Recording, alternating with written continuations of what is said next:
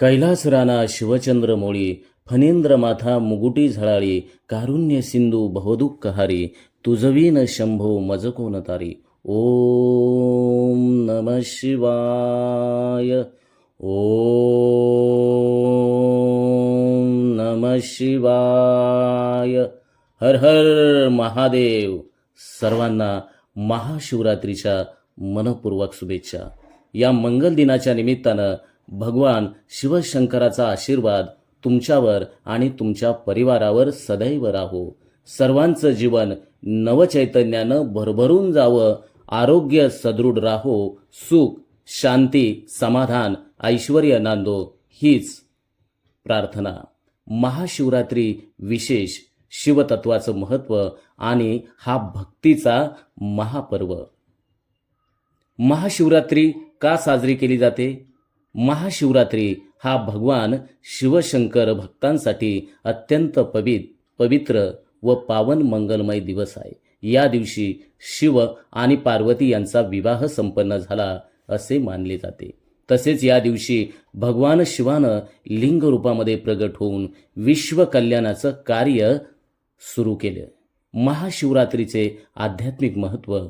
भगवान शिव हे संहारक आणि सृष्टीच्या पुनर्निर्मितीचं प्रतीक आहे असं मानलं जातं. या दिवशी उपवास, ध्यान, जप आणि रात्रभर जागरण केल्यानं पापक्षालन होते. महाशिवरात्रीला कालरात्री असे देखील म्हटलं जातं, कारण या दिवशी आत्मशुद्धी आणि मोक्ष प्राप्तीसाठी उत्तम संधी आपल्या सर्वांना मिळत असते. हे आपण सर्वांनी लक्षात घ्या. महाशिवरात्रीची पूजा आणि विधी.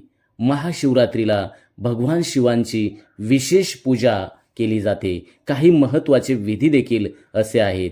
स्नान आणि शुद्धता. सूर्योदयाला स्नान करून स्वच्छ वस्त्र परिधान करावेत. शिवलिंग अभिषेक, दूध, गंगाजल, मध, दही, बेलपत्र, गूळ आणि भस्म यांचा अभिषेक करावा. महामृत्युंजय मंत्र व जप ओम नम शिवाय या मंत्राचा जप केल्यानं आपल्या सर्वांना मानसिक शांती मिळत असते.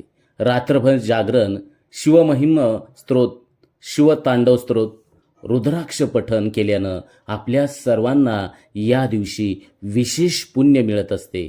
महाशिवरात्रीची कथा अशी देखील सांगितली जाते की शिव आणि पार्वती यांची विवाह कथा. या दिवशी पार्वती मातेनं कठोर तपश्चर्या करून भगवान शिवाला पती म्हणून प्राप्त केले. समुद्र मंथन कथा.